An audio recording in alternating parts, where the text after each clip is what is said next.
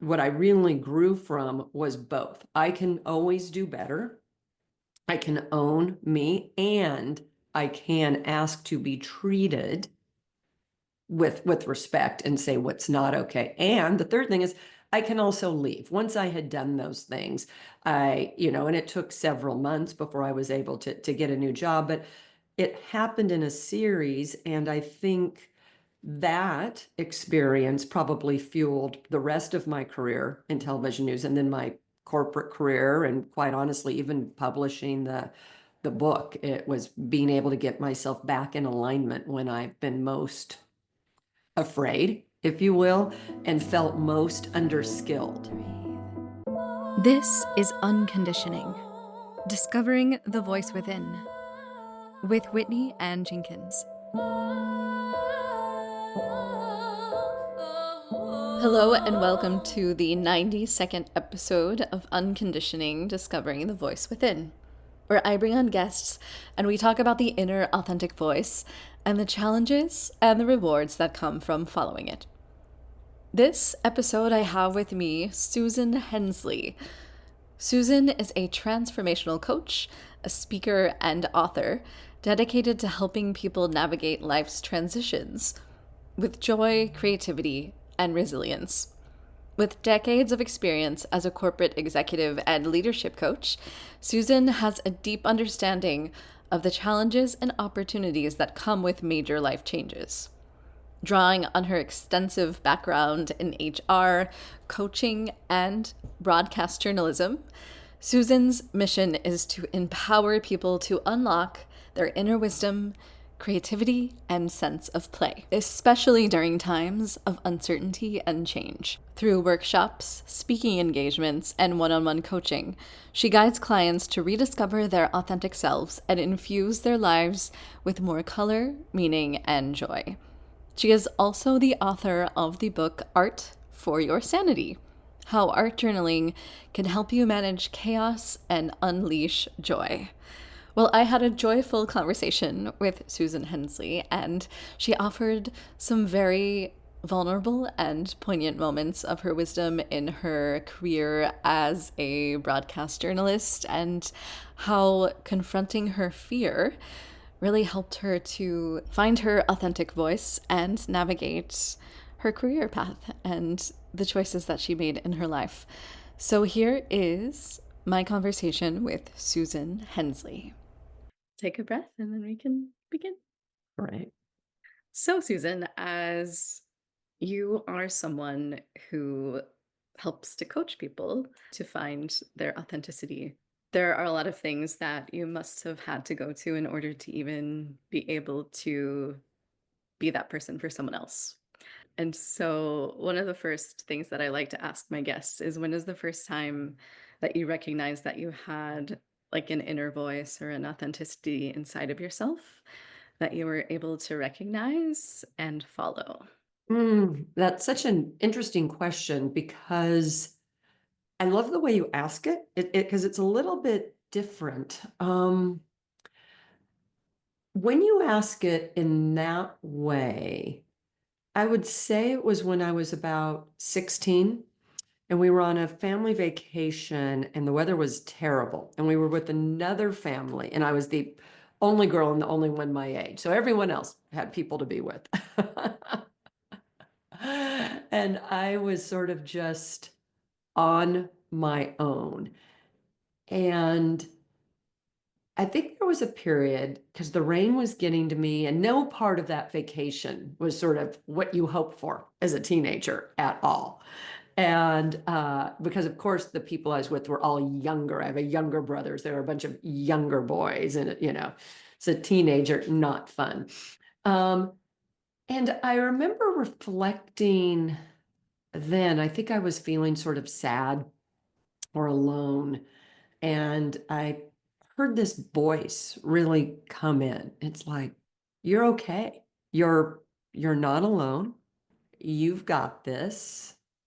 Just follow whoever you are. And I didn't at that stage at 16, have any particular thoughts, but it was really clear. And I think of that moment always. And it's one of those moments that feels like I also, was touching. I don't know, what various people think of, but as God or a higher level where I felt very, very aligned. And since then, I think that voice and that guidance has given me a lot of confidence. Not that I don't get worried and have a lot of anxiety. My story as to how I'm doing the kind of coaching I'm doing, but when I am ready to make a leap or take a zig when it feels like maybe I should go zag, I think that voice has given me a lot of confidence. But that's really,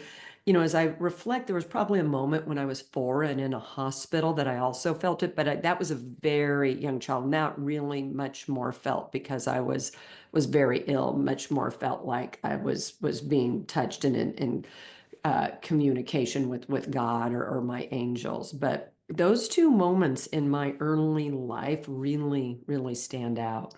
Yeah. So, as far as your upbringing, were you around spirituality? Like, how was that influenced, like, in your life?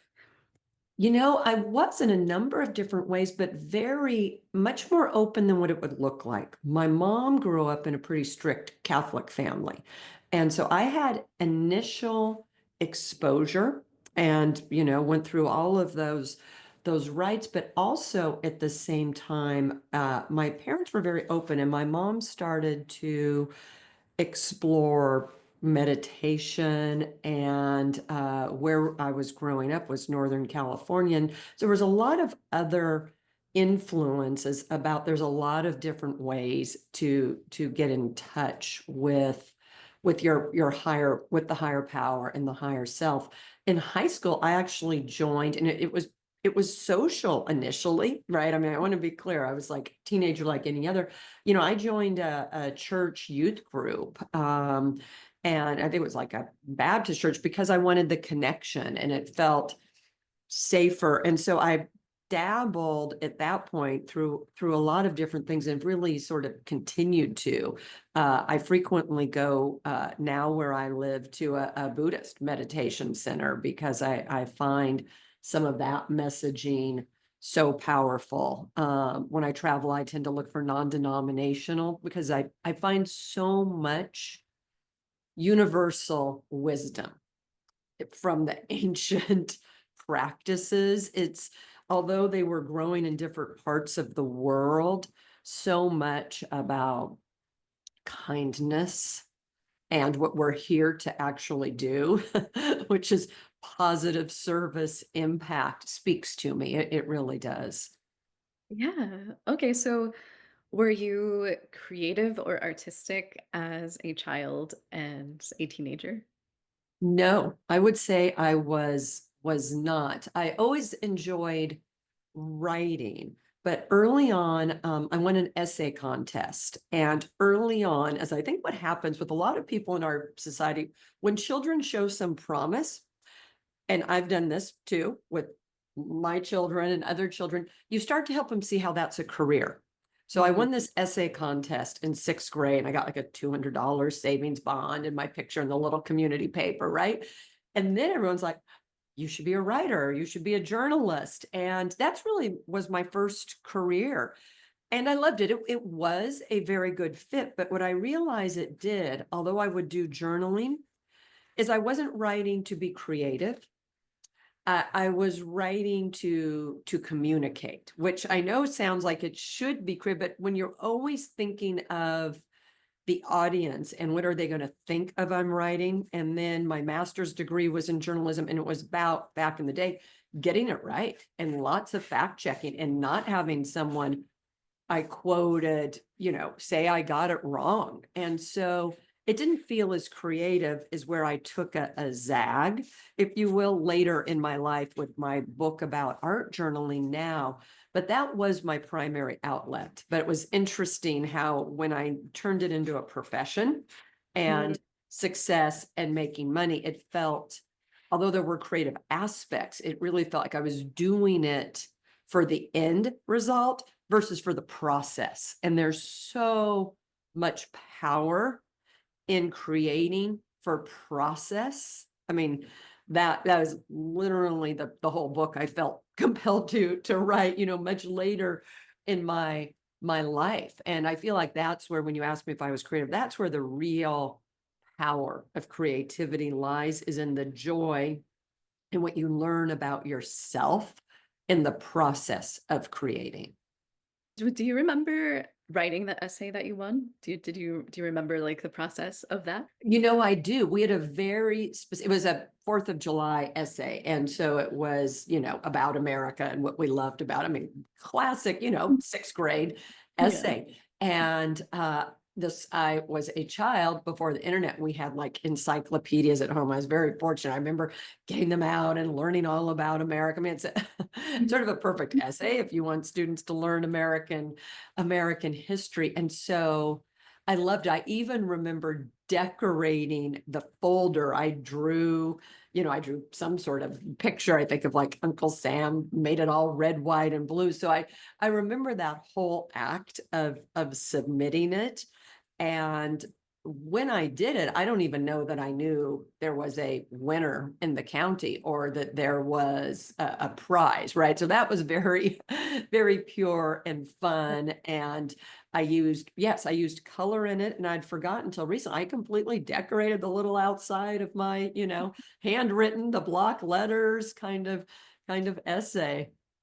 Oh, yeah. So how did that experience inform the book that you created about art journaling? So interesting. I view my whole life, and I actually, one of the essays in the book is about this to some degree. My life has felt like, but I think many people's, almost a spiral staircase, that everything, right, informs to some degree the next step. You can't see what's coming. You don't necessarily know. You may set goals. I'm spent many, many years setting goals and intentions, and in my corporate job was very focused, on dates and deadlines. That's a huge strength of mine. I'm really, in this stage of my life, trying to be less of a doer and a perfectionist, and more sort of that human being. But as I reflect on that essay and a lot of other decisions, it does feel like, as I've progressed through the years, each thing has built. I'm not that same 6th grader, just like I'm not that same lonely 16-year-old on a family vacation in the rain with no one to talk to. And yet, I bring her with me as I've learned and grown. She's definitely not forgotten. Yeah. So your life in the corporate world, so you were 16 and that you had that experience of connecting with your inner voice. And you were in Northern California. So what was the part of your life from then until the job in your corporate life? Okay. So went straight through college and graduate school. So after winning that essay, I think I did become attached to wanting to be a journalist. And then I I so clearly remember watching breaking news on television when it happened, and it felt really important. I was actually riding our stationary bike, and had the TV on, and once again was still in high school when this hit me, but thinking, this is helpful information. Knowing what's happening on the other side of the world is powerful. I feel empathy. I want to make a difference. And so I kept that through. So my undergraduate degree and my graduate degree were all around communication and journalism. And I spent the first 11 years working in television news and radio. And I love that profession. A lot of things happened. My first job, I was bullied. And I talk about that in the book, about how you have to process and what you learn from processing difficult emotions, and how to stand up with yourself. I was getting these anonymous notes. I was a main anchor in a small town uh, in Wisconsin, and I'd gotten promoted very, very quickly, as what happens in smaller communities. And I would come into work, and there'd be these anonymous notes from coworkers about mistakes I had made. And I really had to, I mean, talk about another moment where you have to think of what you're doing. Initially, I went to the news director and he didn't really know how to help. And I thought about all the ways I could get better, right? I was young and I was in a big job. So I definitely could get better. But then I also sat down with people one on one and shared the notes and just said, this isn't okay, right? I'm a person. I was Yeah. 24 when I did this, 23 and a half, 24. And it really taught me, and that was, I think, what you talked about, that inner voice, that strength that you think about, that I can do this. I can have a clear and productive discussion. And I can say, you don't have to tell me if this was you or not, but I'm getting these and it's not okay. I'm trying my best. I'm working every day to get better. It's not okay. And I met with, I think, about 8 different people. And just, I learned more as we do. We learn more from some of those hardest times. I mean, I was very, very stressed. And I realized that wasn't a good and healthy place. So I got another job, much bigger market, met my husband there. So it was very good that I recognized. But if I hadn't advocated Yeah. for myself and stood up for myself in a productive way that I could feel proud of, right? That who am I? And it's not to be at their level. It's to, when you ask that first question about when you really feel you're in alignment, you feel Mm. strong, right? Wow. I tend to know I am in alignment when, although it's hard, my sort of mind, body, soul has that Mhm. strength, and you just are on a path. And I think we get so thrown off and there can be so much doubt. So really, really difficult period in my life, but I learned a huge, huge amount during it. I'm really impressed by the courage that you had at such a young age to like stand up for yourself like that. That's really inspiring. Yeah, I until that happened, I would not have known that. I mean, I'll just be really honest. And I think about, and I was very, very alone. My parents lived far away. Like I said, it was a small town uh, in Wisconsin. I'd only just gotten there, so I didn't have friends. I didn't have any real support group. And it was once again that alone moment, very similar to the first one you asked me about, where we have choices to make. And I think we can feel our way through it as far as what feels true. If I can move myself just out of fear, can I own that I was in over my head in this job? And sure, I was on live broadcast mispronouncing certain of these words. There's lots and lots of Native American words that I'm sure I did not run out correctly. And there wasn't Google pronunciation and new towns and my accent. We were pretty far north, so there was almost a Canadian vibe, that Minnesotan. I was originally from California. So it was true. I worked on myself. I got a speech coach. I really tried to learn the name. So I didn't discount, although it was a cruel way to try to tell someone they were making mistakes. I think what I really grew from was both. I can always do better. I can own me, and I can ask to be treated with respect and say what's not okay. And the third thing is I can also leave. Once I had done those things, and it took several months before I was able to get a new job, but it happened in a series, and I think that experience probably fueled the rest of my career in television news and then my corporate career, and quite honestly even publishing the book. It was being able to get myself back in alignment when I've been most afraid, if you will, and felt most underskilled, because in order to grow, we don't know how to do things perfectly, no matter what it is in life. And if we wait till we're competent and we're afraid of making mistakes, we don't grow. I mean, we just don't. Yeah.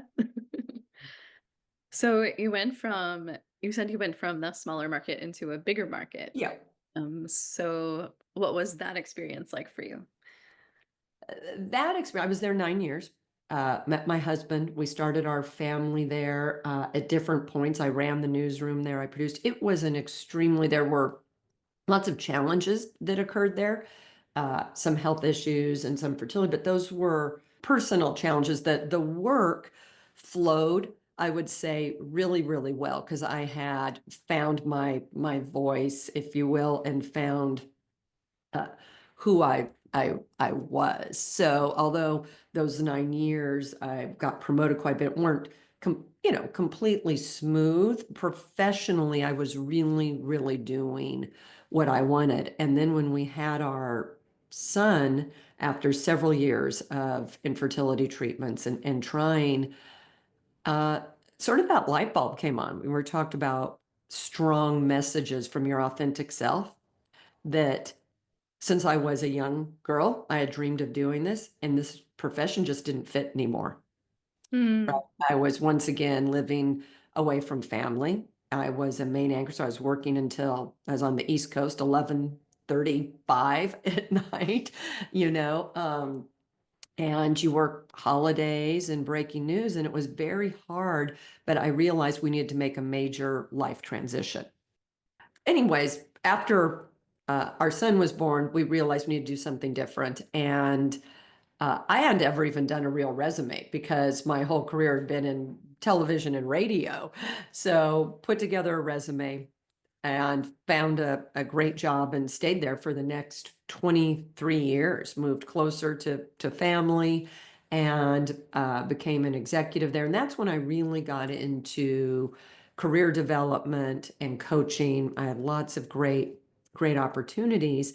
And it was really, yeah, we lived abroad during that period and really traveled a lot. So it expanded my worldview. But it was during that period, about 2018, 2019, that I first became exposed to art journaling. And I didn't even know it was art journaling per se. A colleague of mine had uh, was an artist on the side. She would actually sell things, and people were impressed. And she said, "Oh, I'll do a little weekend, wine and cheese. I'll teach you guys some things." And I went to her house, and well, everyone else was learning to draw with proportions. I made like a brown mess with the paint. I was in the corner and I was playing with, I don't know, like red and blue, and got some purple and then added some other color. It just got dark, dark, but I had the best time.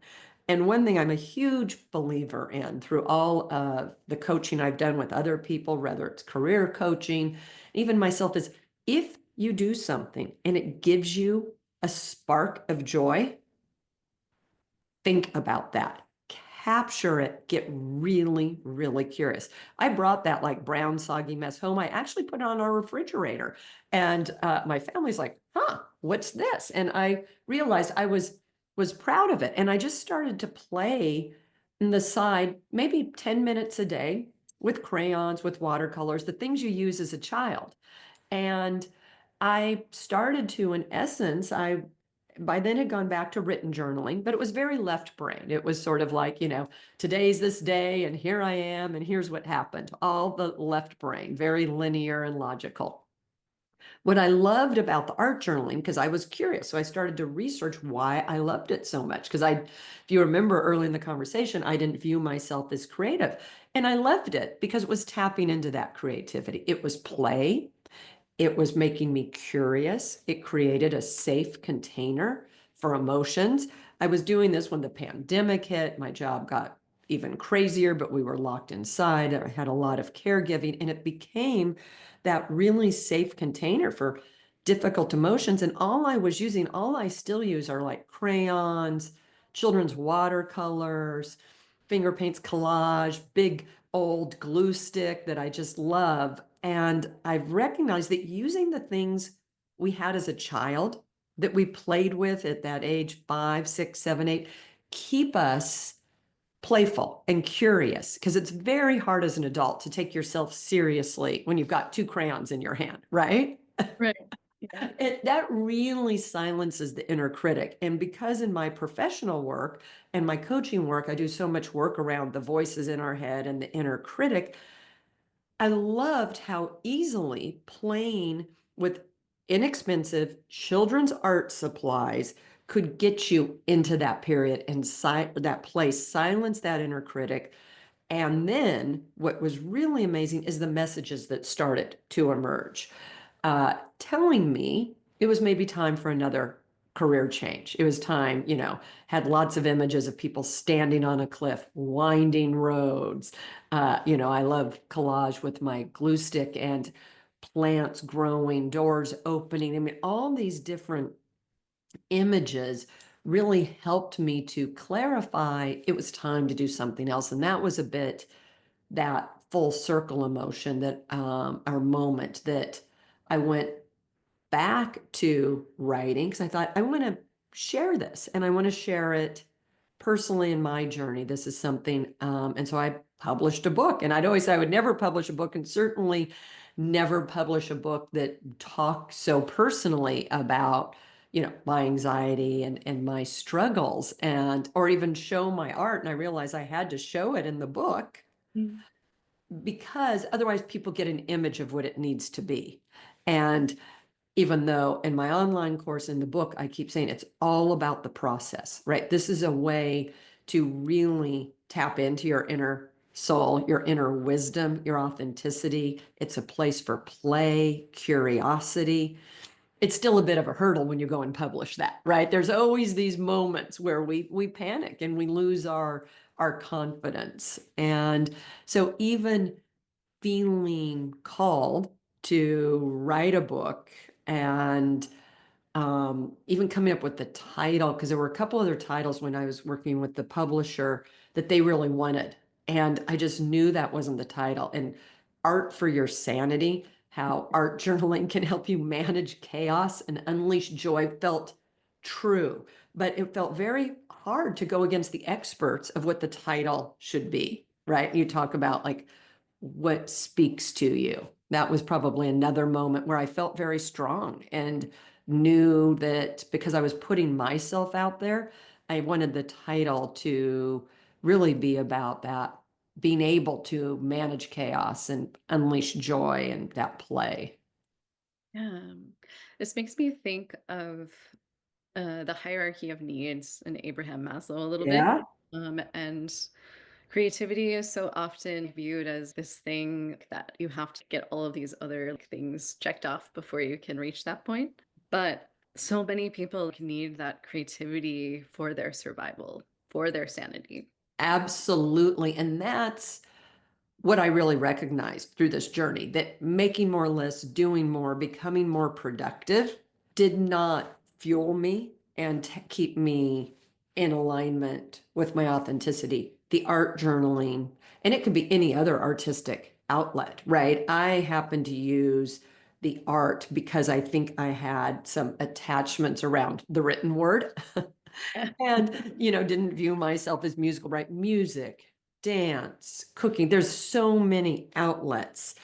um, One of the reasons I like art, and one of the things that's worked really well in workshops and on my online course, is many times people have stuff and they have a go-to doodle or a drawing from something they loved to draw when they were between the ages of, most people can think of between the ages of like 5 and 8. And some of the research that I found in writing the book, it's about age 8 or 9 that most of us get messages that we aren't whatever creative, and that can really, in whatever sense it was, tamp that down, whether it's a direct message or just we interpret it, someone else is getting praise for something and we're not noticed. It can come in so many different ways in societies with families and friends. But so many of my early exercises are really about finding that inner artist between that age 5 and 8. Mm. And coming into, if art journaling sparks a bit of curiosity with a sense of play, definitely curiosity. How do I feel when I do this? Did I like this? What voice was I hearing? How do I encourage myself? And then really strong self-compassion. I encourage people to be their own proud parent, if you will. That if you think, if I put that brown mess on my refrigerator, not even knowing what I was doing, but I felt that Mm. the more we can have compassion for our creativity and our exploration and our play, I feel like that really speeds up our development, our ideas, because it has space to grow and we're more open. Yeah, absolutely. So how has this journaling helped you? Like, are you still coaching people Yeah, on like, absolutely. I'm doing more I still do some executive and career coaching, but, I'm also doing a lot of coaching, and it's my most recent certification on life transitions. We go through transitions about every 12 to 18 months, and sometimes we go through multiple ones. They call those life quakes. But if you think about whether you're moving, relationships are changing, switching careers, something changes in your job. It can be a health issue with you or friend, loved one, right? There's so many different ways we experience transitions. And I've really found art journaling to be a really helpful way to move through that. And then I've got a lot of other great tools to help people move through transitions and sort of move from that worry and anxiety or depression if the transition is not chosen, right? Transitions are about 50-50. Some are internal. You make a choice, and about half are sort of, done to us. Life happens, which is fine. We're all here to grow and to learn. And when we can find things that help us, it just makes moving through those periods. It never makes it easy, but it helps you grow through them and move through them with a little more sense of hope and optimism. yeah, yeah, I've been going through a lot of transitions myself, and Um, I've just been thinking about how our society doesn't really hold space for those for us. Like we have to like just power through. Not at all. No, Yeah. you're absolutely right. People, depending on how the ending comes, right? Because every transition starts with some sort of ending. There could be some support. But then there's that massive, messy middle, Mhm. which our culture and even us as humans don't want to spend any time in. And not only is that the longest part, but it's messy. And instead of a straight line, it's maybe you feel like you're going back, you're going sideways, you're not sure. And it really can be that place of such great ambiguity. And that's where most of my clients who are working on life transitions really come through. And there's some tools. And then even when you get to the new beginning, it's not that it all works perfectly. And it's very natural to be scared when that new beginning comes. And you have a vision or you're starting to taste what this could look like. Either the new place is becoming more familiar, the new role, whatever it is, you're starting to see it. And yet it can be very hard to move forward. So all three of those stages really people need support during them. And if you're going through more than one transition at a time, I mean, so many stories of people I've worked with who end up, it's sort of like triple or quadruple whammy. There's a relationship breakup, a divorce, there's a move. Sometimes the kids move out of the house and you change careers. And then sometimes you throw in there like aging parents. And it's like, someone jokes about your whole life feels like it gets flushed down a toilet, which is so unsettling. And yet we want people to be okay very quickly and to have Mhm. figured it out. And the truth is, if you've got a life quake like that, it will be yours. It doesn't mean you're going to be upset all that time, but to grieve what's happened, to really let go of it, honor it, figure what you want to take from it. Because there's a series of things that really need to take place in those endings. And then each of those transitions I was talking about has its own sort of messy middle, right? This isn't one thing. We're multifaceted, right? It's not just one. Um, that's where, as I think about my future and where I can be of service to people, I think there's just need. And I love how you said, yes, the culture wants it to be a straight line and to happen very quickly. Yeah, yeah, and I can see how the art journaling can help you through that process too, as like staying connected to our inner child and being compassionate to ourselves as we move through those things. Absolutely. Yes, because it's discovering play, tapping in to that person who's always there. And also, really, one of the things I love is it starts to remind you how resilient you are. right? And we all need that. And it moves. A phrase I use a lot when I talk about is it really helps to transition that worry to anticipation, right? It helps to just sort of reposition the stagnant feelings we all experience to how do I see some possible growth through here? I found people in their art journal start to do some affirmations, and you go back and there's really bad days and days where you're just raging and slashing away with, red or purple or black, whatever question. I draw the little screaming face in my biggest rage. And it's very cathartic for me to just draw this face with this mouth open, like screaming, because it's like, yes, I'm seen. I am seen Yeah. Yeah, myself. to be very Buddhist about it, to turn the poison into medicine, right? To, like, Yes, use that absolutely. transmutation and the catharsis to move through the energy so it doesn't get stagnant and, like, stuck in our bodies, right? So Well, and I mean, a lot of it's interesting because some of the transition coaching has a somatic component where we are trying to make sure the energy doesn't get stuck in our bodies. And even there's some exercises where you have the person just take a couple steps with each thing they're thinking about because we're physical beings, right? And it's really important not to just tamp all of that down. yeah, Yeah. absolutely. So, is there anything that we haven't covered that's on, like, on the top of your mind or your heart that you feel like you would like to share before we wrap up? No, I feel like we've covered so much. I don't think I've ever started as such a young child, but it is sort of reflective when you think of there is a spiral staircase, right? And we are learning and we're growing, and it's fun to see how we're bringing that forth in the world all these years later. So I really appreciated that question. Thank you. Yeah. So, if people would like to work with you or take your course or read your book, like, where can we guide them to? So best way to find me is on my website, which is susan-hensley.com. Uh, the book can be bought there. It can also be bought anywhere you buy books. It's Art for Your Sanity. The course, Artful Transitions, which is online. If you want to work with me as a coach, you can send me an email from there. So those are all the good ways. Oh, and the other thing I always mention and just forgot. On the website, there's a downloadable PDF. So if you're thinking, I just want to play with this, go there. It's colorful. It's just got tips that, through this conversation, I've sort of explained how I started. If you want to start art journaling. So yeah, website's just susan-hensley.com. Excellent. I'll put it in the show notes so people can click on that easily. So, Great. Thank you. one last question.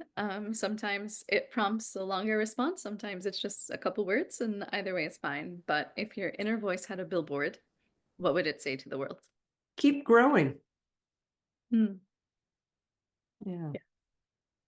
Yeah. I just think we're in a place where the desire to hide or to turn off and going within's great because I think the growth can be there.